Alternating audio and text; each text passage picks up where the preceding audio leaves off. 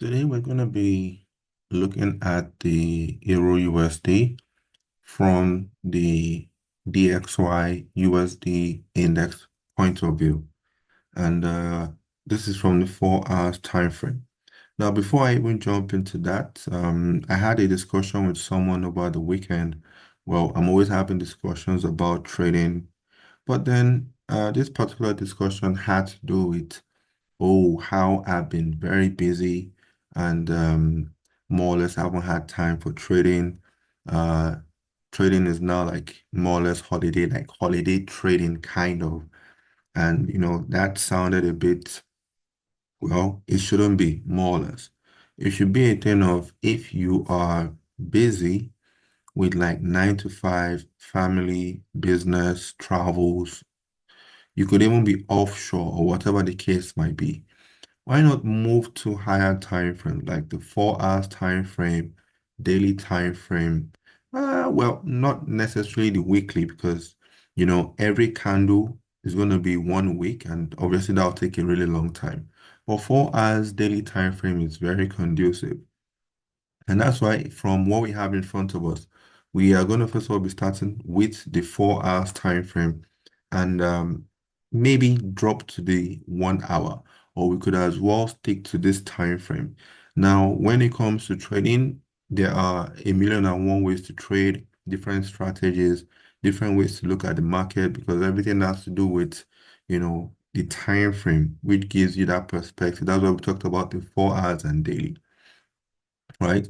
So, looking at this chart that we have in front of us, the USD index from the 4 hours time frame, what is unique over here now is the fact that from here, from this 4 hours place, I'm going to try to drop a vertical line here. Let's see. Can I drop? Oh, since I turned on my video, wrong button. Okay, let me turn that off. I think that should be Alt V. Yeah, yeah, got it. So now if you look at what we had over here, this is where the uh uh data, the information for USD index started from for this 4 hours time frame. And then we've had like a massive, when I say massive, a massive run to the upside. So the dollar has been bullish in this October. Now, mind you, based on this strong move upwards on the 4 hours time frame, it is heavily due for pullback. The pullback could be maybe based on here, which should act as resistance or whatever the case might be. Or it could even be a pullback right from here and then drop. Then this here would be a significant area where it might play around with and then move in this manner. But one thing I also want to take note of, I want us to take note of is the fact that the week and the month, or rather the month is almost over. Today is the 28th of October, so we have approximately till Thursday before the uh, month ends. And November 1st, which happens to be a Friday, we're going to be having the non-farm payroll, the NFP. And as we always say, it's always important for us to check the calendar, right? So if you look at the calendar that we have right in front of us here, you can see that Monday, we don't really have much. But then Tuesday, we have for the US dollar, consumer confidence, job openings. We have Wednesday, the non-farm employment change. Thursday, also for the USD, unemployment claims, and then Friday, as we said, the non-farm payroll. And if you look at what we have lined up for this week for the USD, you can see that it's going to be heavy when it comes to volatility for the USD index.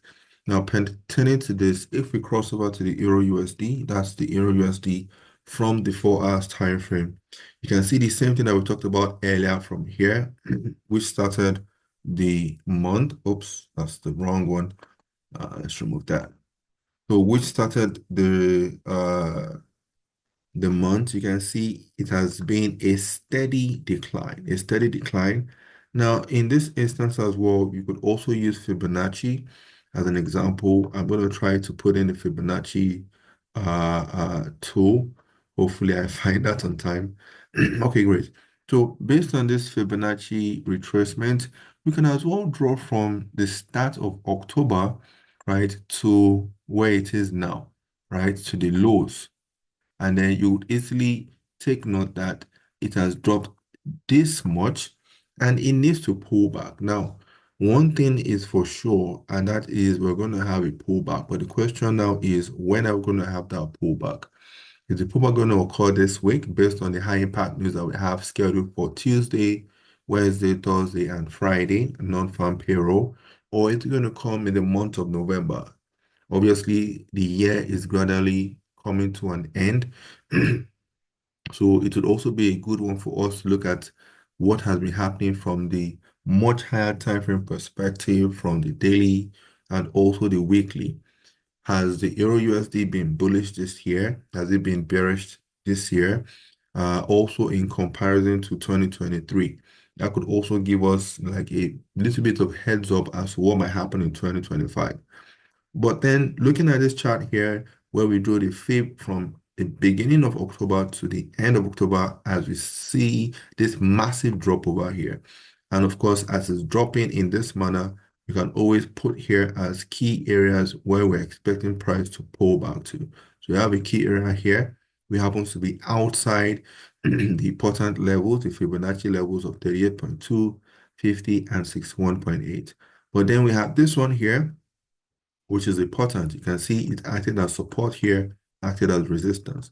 And this also has confluence with the 50 Fibonacci retracement level. So as we said earlier, well, pullbacks are bound to happen.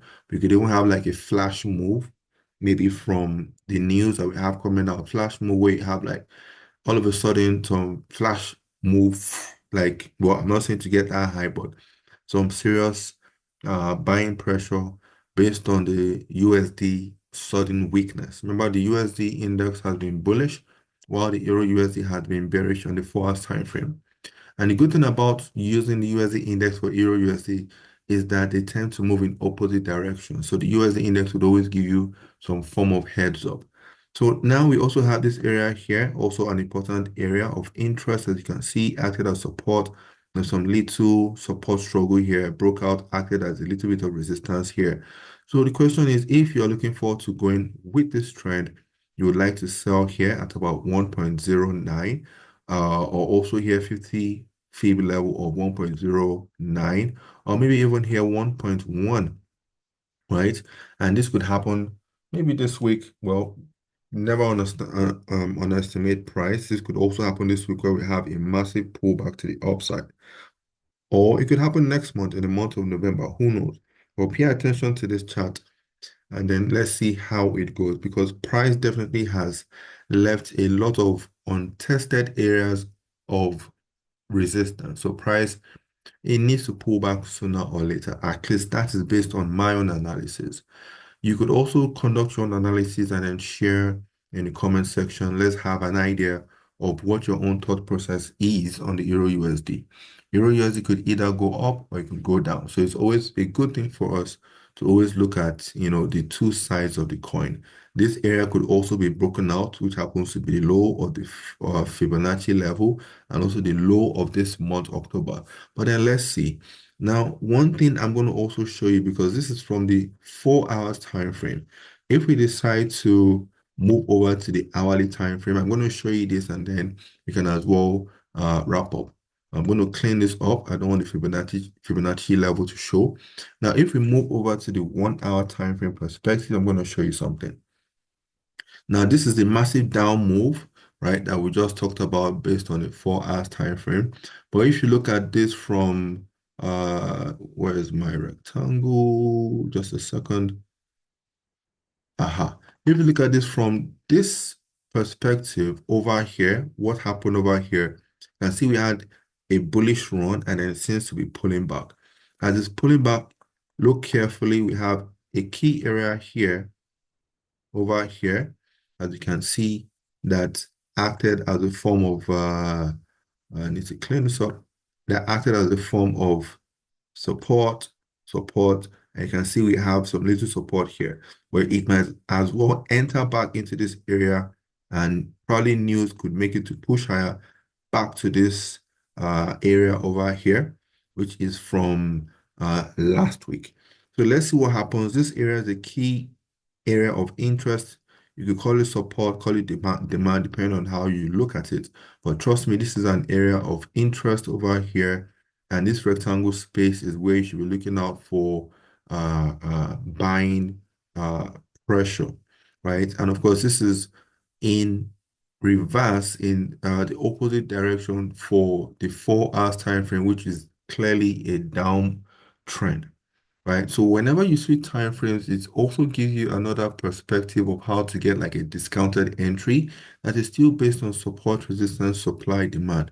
That is another beautiful thing about time frames. When you switch time frames, you just need to understand what you are looking out for and then use it accordingly, whether you want to use it as a counter trend move to a higher time frames initial move, or you want to trade it alongside the higher time frames prevailing trend.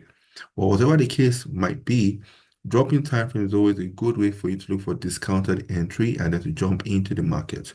So this is just a quick video just to talk a bit about the Euro USD using the USD index 24 hours time frame, what has been happening in this month of October and this week, what we should be expecting the last week in October with all the high impact news that we have scheduled for the USD from tomorrow, Tuesday, Wednesday, Thursday, and Friday.